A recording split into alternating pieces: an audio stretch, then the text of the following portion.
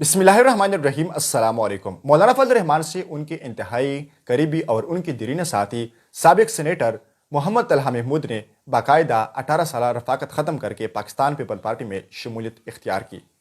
एक ऐसे वक्त में कि जहां मौलाना फजल रहमान ईद के बाद एंटी एस्टेब्लिशमेंट के एक फैसलाकुन तहरीक का ऐलान कर चुके हैं, और इससे पहले भी जितनी भी तहरीक का ऐलान मौलाना साहब ने की है और जितनी भी तहरीक चलाई है, वहाँ भी मौलाना साहब को कई और मुख्तलिफ हरमों से इन्हें कमज़ोर करने की कोशिश की गई।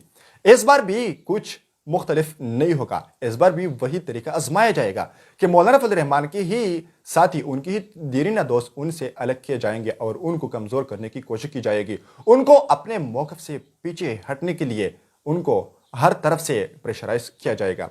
लेकिन ये याद रखिए कि मौलाना फजल रहमान कभी भी इन जैसी चीज़ों से कभी भी प्रेशराइज नहीं होते और कभी भी इन चीज़ों पर कंप्रोमाइज़ भी नहीं करते। जो जाते हैं उनके लिए खैर बात और जो आते हैं उनके लिए खुश आमदीद।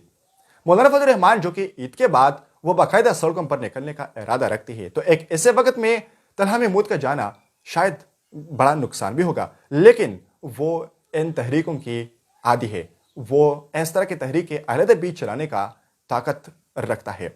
लेकिन हमें भी ज़रूरत है कि हम मौलाना फजल रहमान का हर महाज पे साथ दें। यही वो वक्त है, यही वो सख्ती है कि जहाँ पे एक दीरीना साथी, जहाँ पे वो एक मुखलिस साथी का पता चलता है, जहाँ पे उनके नज़रिए का अंदाज़ा लगता है कि आप में नज़रिया कितना है, आप में इखलास कितना है, आप कितना पार्टी के साथ वफादार है।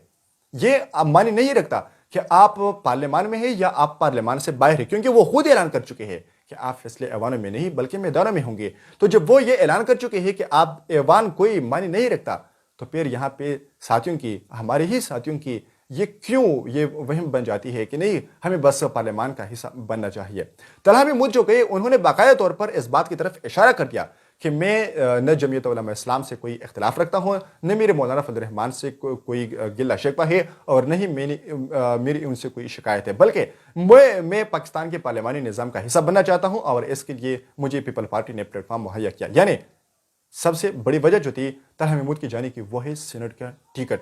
वो चाहते थे कि उन्हें सीनेट का टिकट मिले, लेकिन मौलाना फजल रहमान ने नजरी को टिकट दिया और एक गरीब वर्कर, एक गरीब मौलवी को यानी अताउल हक दरवेश को उन्होंने सीनेट के जनरल नशीस पर अपना उम्मीदवार नामजद कर दिया।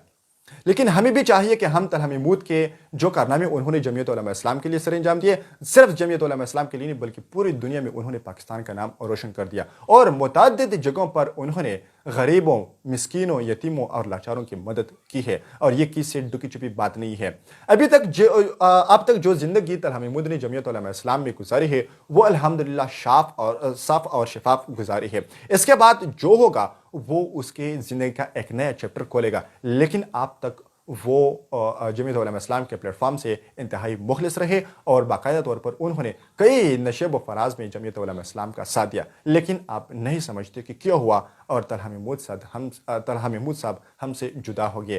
खैर, ये तो तहरीकें चलती रहेगी और लोग भी आते जाते रहेंगे। इंशाअल्लाह जमीयत उलमा इस्लाम और मौलाना फजल रहमान की तहरीक आखिरकार कामयाबी लेकर ही सिमटेगी और आप फैसले ऐवानों में नहीं बल्कि मैदानों में ईद के बाद देखते जाएंगे।